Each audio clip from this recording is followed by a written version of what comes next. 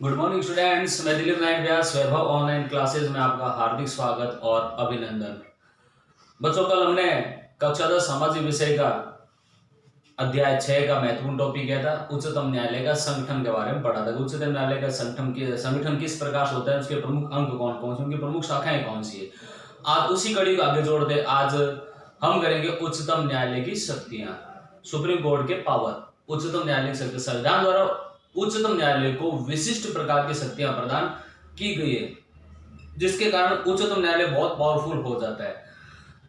आज हम करेंगे उच्चतम न्यायालय की प्रमुख शक्तियां कौन कौन सी है। तो व्हाइट बोर्ड की व्हाइट स्क्रीन में देखिए, पहली जो शक्ति लिखी है उच्चतम न्यायालय की शक्तियां। पहला लिखा है प्रारंभिक क्षेत्राधिकार।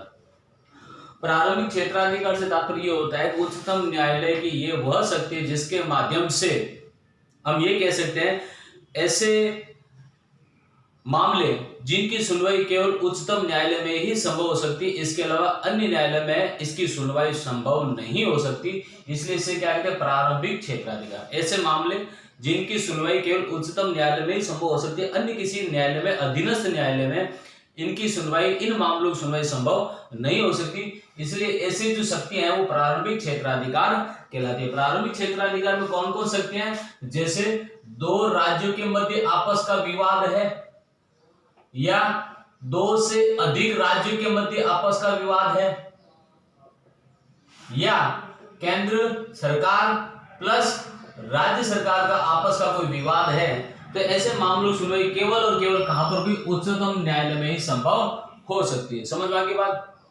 प्रारंभिक क्षेत्राधिकार से तात्पर्य कि सुप्रीम कोर्ट की उच्चतम न्यायालय की वो शक्तियां जिनके माध्यम से ऐसे मामले जिनकी सुनवाई केवल उच्चतम न्यायालय में ही संभव हो सकती है, अन्य किसी अधीनस्थ न्यायालय में इनकी कार्रवाई संभव नहीं हो सकती, ऐसी शक्तियां प्रारंभिक क्षेत्राधिकार कहलाती है। जैसे दो राज्यों के मध्य आपस विवाद है, दो या दो से अधिक राज्यों के मध्य आपस का विवाद है, या केंद्र सरकार और राज्य सरकार के मध्य आपस का जो कोई विवाद है, कोई मुकदमा है, तो इनकी सुनवाई केवल प्रारंभिक क्षेत्राधिकार के अंतर्गत सुप्रीम कोर्ट में ही संभव हो सकती है।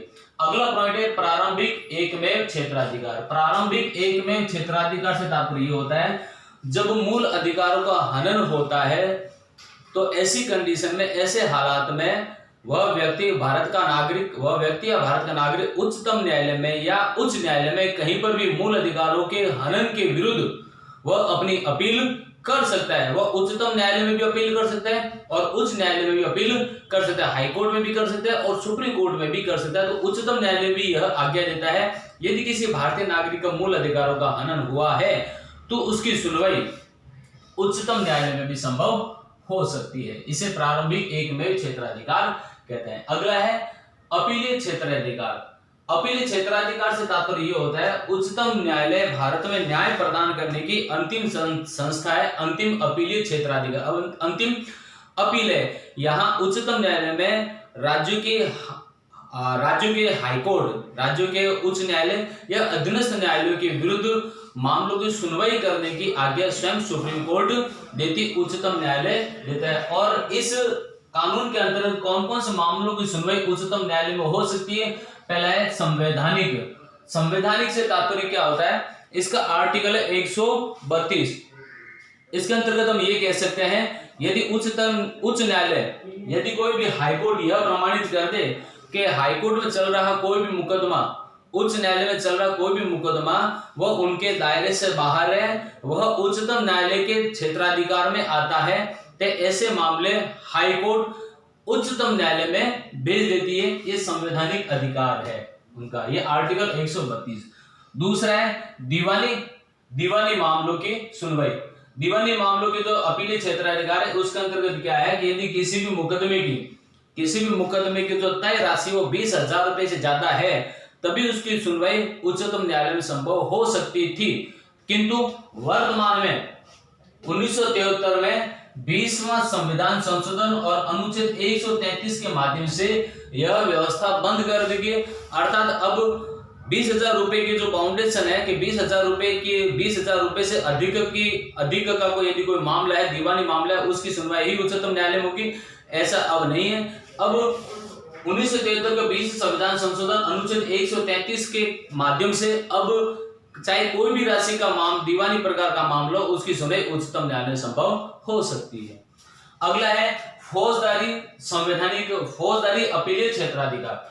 फौजदारी अपीलीय क्षेत्राधिकार से तात्पर्य होता है कि यदि उच्च न्यायालय ने, हाई कोर्ट ने यदि किसी व्यक्ति को फांसी की सजा दे दी है और उसने सुप्रीम कोर्ट में अगर इसके लिए अपील की है, तो उसकी सजा को, उसके मामले को उच्चतम न्यायालय सुन सकती है, उसके मामले पर निर्णय दे सकती है। या यूं कहे कि हाईकोर्ट के जो अधीनस्थ न्यायालय है, हाईकोर्ट से नीचे जो सेशन न्यायालय है, मैंने क्या लिखा है देखो, नीचे के न्यायालय ने फांसी की सजा दे दी और यह सजा माफ कर दिया, अर्थात हाईकोर्ट के नीचे जो अधीनस्थ न्यायालय है, अधीनस्थ न्यायालय ने किसी नागरिक को अगर फांसी की सजा दे दी और हाईकोर्ट ने उस फांसी की सजा को माफ कर दिया, ध्यान से सुन ले, यदि हाईकोर्ट ने या हाईकोर्ट के अधीनस्थ जो न्यायालय है, अधीनस्थ न्यायालय ने किसी व्यक्ति को फांसी की सजा दे दी और हाईकोर्ट ने उसे माफ कर दिया, अधीनस्थ न्यायालय ने किसी दोषी व्यक्ति की सजा माफ कर दी और हाईकोर्ट ने उसे फांसी की सजा दे दी है, ऐसी दोनों विपरीत परिस्थितियों में वह व्यक्ति उच्चतम न्यायालय की शरण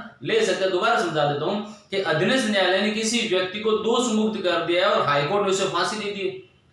अधीनस्थ न्यायालय ने किसी व्यक्ति को फांसी दे दी और हाईकोर्ट ने उसको दोष मुक्त कर दिया, तो इन परिस्थितियों में व्यक्ति उच्चतम न्यायालय की शरण ले सकता है। या उच्च न्यायालय को हाईकोर्ट कैसा लगे कि फौजदारी प्रकार का कोई ऐसा मामला है जो हाईकोर्ट में आया है, जो उनके अधिकार क्षेत्र में नहीं है, जो उनके अधिकार क्षेत्र को सही ढंग से व्याख्या नहीं करते और ये उच्चतम न्यायालय के क्षेत्राधिकार का मामला है, तो ऐसी कंडीशन में भी, ऐसी परिस्थिति में भी फौजदारी प्रकार का जो मामला है वो सुप्रीम कोर्ट में जा सकता है, इसकी सुनवाई उच्चतम न्यायालय कर सकती है।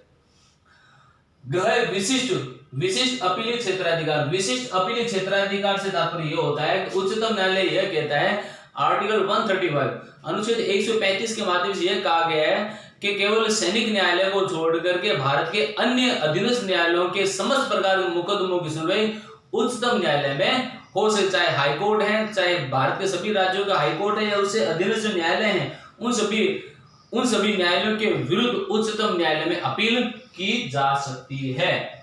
ओके, अगला है चौथा, अपील के लिए विशेष आज्ञा देने का अधिकार। इसमें चौथा जो पॉइंट है, अपील के लिए विशेष आज्ञा देने का अधिकार। सुप्रीम कोर्ट, उच्चतम न्यायालय यह आज्ञा देता है कि केवल सैनिक न्यायालय को छोड़ करके किसी भी अधीनस्थ न्यायालय के खिलाफ उच्चतम न्यायालय में अपील की जा सकती है। अगला 5वां पॉइंट है परामर्श संबंधी अधिकार, आर्टिकल 143।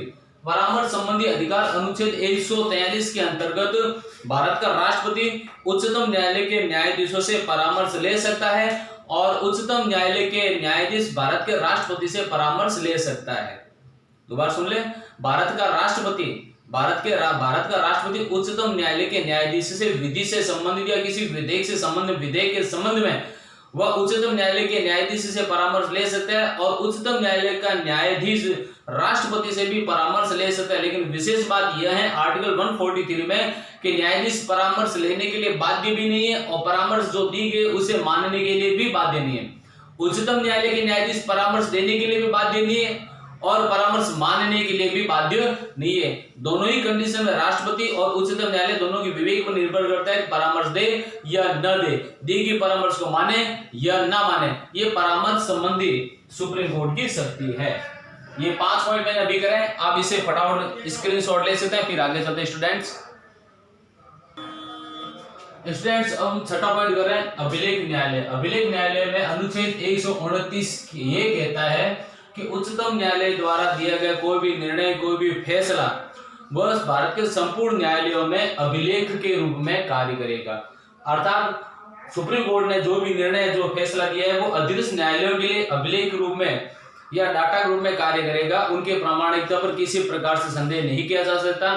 सुप्रीम कोर्ट द्वारा दिए गए निर्णय के खिलाफ किसी भी न्यायालय में अपील नहीं की जा सकती। यदि सुप्रीम कोर्ट द्वारा दिए गए किसी भी निर्णय के खिलाफ यदि अपील की जाती है तो वह न्यायालय अवमानना का दोषी माना जाता है और उसके खिलाफ वो न्यायिक प्रक्रिया के माध्यम से उसके खिलाफ मुकदमा दर्ज होता है। ओके, अगला पॉइंट है मौलिक अधिकारों का रक्षक। सुप्रीम कोर्ट को मूल अधिकारों का संरक्षक माना जाता है। मौलिक अधिकार वो अधिकार है जो भारत के संविधान द्वारा नागरिकों को प्रदान किए गए, जिनकी किसी भी दृष्टि में मूल अधिकारों का हनन नहीं हो सकता, चाहे किसी भी कंडीशन हो जाए, किसी भी स्थिति हो जाए, मूल अधिकारों को किसी भी दशा में रद्द नहीं किया जा सकता। केवल आपातकाल कुछ मूल अधिकारों पर कुछ समय के लिए रोक लग सकती है, अदरवाइज मूल अधिकारों का हनन किसी भी सूरत में नहीं हो सकता। तो मूल अधिकारों को संरक्षक के रूप में सुप्रीम कोर्ट, उच्चतम न्यायालय का विशेष अधिकार है, ये मूल अधिकारों की रक्षा करती है। यदि किसी भी मूल अधिकार, किसी भी नागरिक के मूल अधिकारों का हनन होता है तो न्यायपालिका 5 प्रकार रीट जारी करता है।